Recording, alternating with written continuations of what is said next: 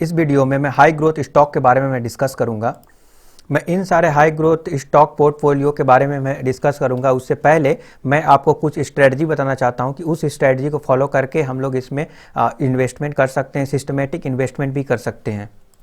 हमारा जो इन्वेस्टमेंट का स्ट्रेटजी रहेगा उसको डिस्कस करने से पहले आपको ये चीज़ ध्यान रखना चाहिए कि जो भी स्टॉक मैं सिलेक्ट कर रहा हूँ वो अंडर हाई रिस्क के कैटेगरी में आता है, बट वहाँ पे रिटर्न भी हाई देखने को मिलेगा।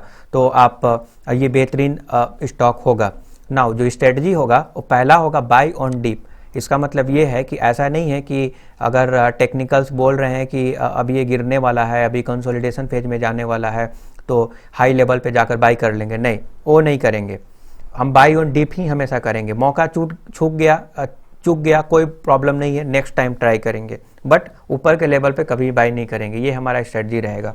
दूसरा, quick review our stock on every week और 2 वीक। हर एक सप्ताह में, हर एक 1 वीक और 2 वीक के अंतराल पे हम इन सारे जो पोर्टफोलियो रहेंगे, जो मैंने हाई ग्रोथ का मैं तैयार कर रहा हूँ, जो कि एक्सटेंसिव रिसर्च करके मैं तैयार कर रहा हूँ, उसको मैं रिव्यू करूँगा। ठीक है, और रिव्यू करके मैं आपको अपडेट भी करूँगा कि क्या इसका परफॉर्मेंस रहा है, कैसा इसका परफॉर्मेंस रहा है, और उसके रिलेटेड में न्यूज भी और फंडामेंटल टेक्निकल एनालिसिस भी मैं बताऊंगा। अगर किसी भी प्रकार का उसमें चेंजेस अगर आता है तो मैं आपको उसमें इन्फॉर्म कर दूंगा। देन थर्ड रहेगा remove the stock which is not performing.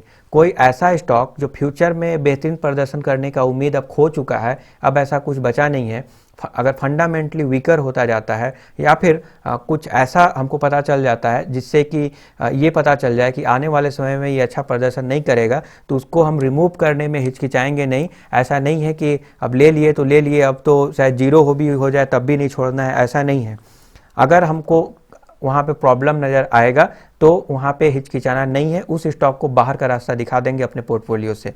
अगला हमारा स्ट्रेटजी रहेगा stock systematic investment the stock which is not performing well और ऑन कंसोलिडेशन।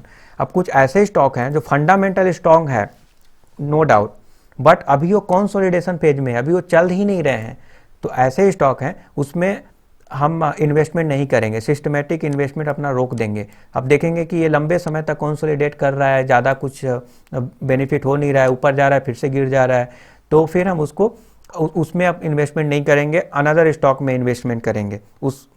तो हमारा जो सिस्टमेटिक इन्वेस्टमेंट रहेगा उसको वहाँ पे रोक देंगे। अगला हमारा स्ट्रेटजी रहेगा कि अगर फ्यूचर में कोई ऐसा जैकपॉट हाथ लग जाता है, कोई ऐसा स्टॉक लग जाता है जो कि फ्यूचर ओरिएंटेड है, हाई ग्रोथ होने की पॉसिबिलिटीज है, उसको अपने स्टॉक में हम ऐड कर सकते हैं और ख़राब स्टॉक को हम मॉडिफाई कर देंगे। तो ये सारे चीज़ अगर हम एवरी वीक और 2 वीक के अंतराल पे अगर मैं आपको डिस्कस करूँगा तो आपको सब कुछ समझ में आ जाएगा कि क्या आपका एक्शन पॉइंट होना चाहिए। ठीक है, मैं बहुत ही एक्सटेंसिव रिसर्च करने के बाद ये हाई ग्रोथ स्टॉक का पोर्टफोलियो तैयार किया हूँ और उसका हर एक 1 वीक और 2 वीक के अंतराल पे उसका क्विक रिव्यू भी करूँगा ताकि आपको किसी भी तरह का कोई प्रॉब्लम ना हो और डेफिनेटली आप इसके बेसिस पे आप प्रॉपर डिसीजन ले पाएंगे। ठीक है, तो कौन कौन से स्टॉक हैं, अब देखिए एक चीज़ और मैं आपको यहाँ पे बताना चाहता हूँ। आप बोलेंगे कि यहाँ पे 9 स्टॉक केवल मैं ऐड किया हूँ, 3 यहाँ पे केवल 9 स्टॉक है, 3 9 स्टॉक, वाई केवल 9 स्टॉक? तो देखिए स्टॉक मार्केट में कई सारे शानदार स्टॉक हैं, इसका मतलब ये नहीं है कि सारे को ऐड करेंगे। अगर हम सारे को अगर ऐड कर देंगे तो एट द एंड आपको कन्फ्यूजन ही हाथ लगेगा और उसको मैनेज कर पाना बहुत मुश्किल होगा। हमारे लिए तो इजी होगा क्योंकि हम कई सारे वीडियो बनाते हैं, तो कई सारे स्टॉक को रिव्यू करते हैं, उसको रेगुलर बेसिस पे देखते हैं, उसके न्यूज़ से अपडेटेड रहते हैं, तो हमारे लिए तो ईजी है मेंटेन कर पाना। बट आपके लिए डिफ़िकल्ट हो सकता है। क्यों? क्योंकि सारे लोग फुल टाइम इन्वेस्टमेंट नहीं करते हैं। ठीक है, आप जॉब कर रहे हैं, किसी अनदर सेक्टर में है, आपको थोड़ी ना आप टेक्निकल और फंडामेंटल एनालिसिस करने का टाइम है, थोड़ी ना आप रोज़ देखेंगे कि स्टॉक का प्राइस ऊपर जा रहा है नीचे जा रहा है, आपको तो पता नहीं है ना। तो इसीलिए मैं अब आपके बिहाफ पे आपके लिए मैं काम करूंगा और मैं रिसर्च करके मैं आपको अपडेट करता रहूंगा, तो ये ज़्यादा बेटर होगा क्योंकि सारे लोग पॉसिबल नहीं है कि वो स्टॉक मार्केट में एक्सटेंसिवली रिसर्च कर पाएँ। ओके, और कम से कम स्टॉक रहेगा तभी आपको एडवांटेज होगा। हो सकता है आपका फेवरेट स्टॉक यहाँ पे इस लिस्ट में ना हो, इसका मतलब ये नहीं है कि वो ख़राब हो गया। ओके, इसीलिए कम स्टॉक मैं यहाँ पे पोर्टफोलियो में रखा हूँ और ये हमारा स्ट्रेटजी है, इसीलिए आपको यही मानना पड़ेगा या फिर अपना खुद का रिसर्च कर सकते हैं। ये तो हमारा स्ट्रेटजी है, राइट। ओके, तो पहला हो गया हिंदुस्तान फूड। हिंदुस्तान फूड मैं 2 स्टॉक को पोर्टफोलियो में डालना पसंद करूंगा ईच मंथ। ठीक है, ये हमारा इन्वेस्टमेंट प्लान है, आप ब्लाइंडली फॉलो ना करें, आपका थोड़ा अलग हो सकता है। तो कैसे होगा देखिए, अब मान लीजिए कि 44,000 मंथली इन्वेस्टमेंट लगेगा यहाँ पर, तो हम यहाँ पे 44,000 के जगह पे क्या करेंगे कि मान लीजिए कि आप 10,000 जो है ही इन्वेस्टमेंट कर सकते हैं ईच मंथ, तो आप 4 मंथ में आप करेंगे या फिर 5 मंथ में इस कोटा को कंप्लीट करेंगे। जो मैं स्ट्रेटजी बताया उसी स्ट्रेटजी को फॉलो करते हुए, अगर जो लोग 44,000 पर मंथ के हिसाब से इन्वेस्टमेंट कर सकते हैं, इट्स ओके। तो ऐसा नहीं है कि ये जो है आप इतना ही करना है। नाउ ये स्टॉक में देख सकते हैं हिंदुस्तान फूड को सिलेक्ट किया गया है। हमारा टोटल पोर्टफोलियो का 9.57% रिस्क और सारे चीज़ों को कंसीडर करते हुए एक्सटेंसिवली रिसर्च करके हमने इसको डिज़ाइन किया है। तो यहाँ पे पोर्टफोलियो का 9.57% जो है हिंदुस्तान फूड में जाएगा। हिंदुस्तान फूड जो है बेहतरीन मल्टी बैगर रिटर्न प्रोवाइड कर रहा है, फंडामेंटल अच्छा है और आने वाले समय में भी अच्छा ग्रोथ की उम्मीद है, इसीलिए मैं इसको 9.57% दिया हूँ। नाउ करंट प्राइस चल रहा है 2129, हम लोग वेट करेंगे 2000 के आसपास। अगर 2000 के आसपास इसका प्राइस अगर मिल जाता है तो एक्यूमुलेट कर लेंगे, अगर नहीं मिलता है तो हम नेक्स्ट स्टॉक की ओर आगे बढ़ जाएंगे, इसका होल्ड कर देंगे, नेक्स्ट जब आएगा तब देखेंगे, या फिर हम जो है आपको रिवाइज करके ये बता देंगे नेक्स्ट मंथ में, मे बी नेक्स्ट मंथ में अगर रिवाइज प्राइस अगर आ जाए तब हम लेंगे। हाई वैल्यूएशन पे नहीं लेना है, हमेशा डीप में लेना है। ये नहीं मिला कोई बात नहीं, ये मिल जाएगा, ये नहीं मिला कोई बात नहीं, टाटा मोटर मिल जाएगा, ये भी नहीं मिला तो डिक्सन मिल जाएगा। आप वेट करना है आपको, ऐसा नहीं है कि ट्रेंड छूट गया मुझे ले लेना चाहिए था और ऊपर जाकर आप बाई कर लिया, ऐसा नहीं है। स्टॉक मार्केट में हालांकि टाइम करना नेक्स्ट टू इम्पॉसिबल है, बट इसका मतलब ये नहीं है कि हायर वैल्यूएशन पे लिए जा रहे हैं। स्टॉक मार्केट में पार्ट होते हैं, गिरावट भी स्टॉक मार्केट का पार्ट होता है। ऊपर जा रहा है तो नीचे भी आएगा, कंसोलिडेशन करेगा, तो आप ऊपर में क्यों लेंगे? ऊपर जा रहा है तो जाने दीजिए ना, ट्रेंड छूट गया तो दोबारा फिर से नीचे आएगा।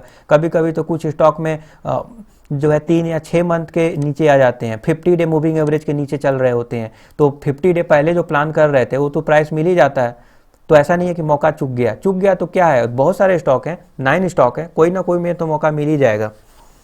हिंदुस्तान फूड, उसके बाद एफएल इंडिया में 12.59% का वेटेज में दिया हूँ और एक स्टॉक बाई करने का हमारा स्ट्रेटजी रहेगा एफएल इंडिया में, इसके अकॉर्डिंग, मिनिमम इन्वेस्टमेंट के अकॉर्डिंग। ओके, अगर ये किस प्राइस पे बाई करना है, 5100 के प्राइस पे अगर मिल जाता है तो इट्स ओके, नहीं मिलेगा कोई बात नहीं है। हमेशा याद रखें कि टेक्निकल एनालिसिस करके एंट्री करने का टाइम आप देख सकते हैं। आप फंडामेंटल एनालिसिस करके ये पता कर सकते हैं कि कौन से स्टॉक में आपको इन्वेस्ट करना चाहिए, बट टेक्निकल एनालिसिस आपको ये बताता है कि कौन से स्टॉक में कब इन्वेस्ट करना चाहिए, ताकि टेक्निकल इंडिकेट करेंगे कि हाई लेवल पे चल रहा है, बोलिंजर बैंड के बाहर निकल गया है, अब गिरावट, MACD गिरावट का संकेत दे रहा है, कई सारे इंडिकेटर बोल रहे हैं कि अब ये गिरेगा, आप वहाँ पर जाकर बाई कर रहे हैं। आप सोच रहे हैं कि नहीं टेक्निकल सही नहीं होता है, आप तो लॉन्ग टर्म वाले हैं, किसी भी लेवल पे बाई करेंगे, कर सकते हैं, लॉन्ग टर्म का पॉइंट है तो किसी भी लेवल पे बाई करने से कोई प्रॉब्लम नहीं होगा। बट अगर शॉर्ट टर्म में आपको अगर गिरावट दिखेगा तो आपको एक मोटिवेशन नहीं मिलेगा, और लॉन्ग टर्म का जो मोटिवेशन होता है आप खो देंगे और गिरावट में सेल कर देंगे, ऐसा रिटेल निवेशक का थोड़ा इशू होता है। ओके, तो एफएल इंडिया का 12.59% वेटेज दिया गया, इस लेवल में मिलेगा तो बाई करेंगे। उसी तरह टाटा मोटर 307 का प्राइस चल रहा है और अगर 300 के आसपास वैल्यू बाइंग माना जाएगा, अगर उस पर अगर मिल जाता है तो ठीक है। 12.45% का वेटेज दिया गया है, 18 क्वांटिटी ऐड करना है। एल्किल अमाइन 5100 के आसपास अगर मिलेगा तो बाई कर लेंगे।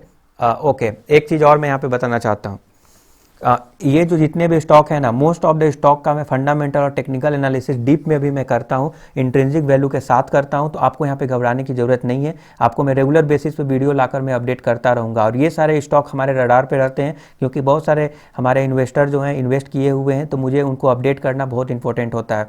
तो आप इसमें आप घबराएं नहीं। नाउ अगर ये लेवल नहीं आता है, कुछ ऐसे लेवल है बहुत दूर के लेवल है, बहुत ज़्यादा डीप है, मतलब वो नहीं भी आ सकते हैं, तो आपको क्या करना है, करंट लेवल, कुछ ऐसे भी स्टॉक हैं जो करंट लेवल पर भी बाई कर सकते हैं, वो भी मैं आपको बताऊंगा।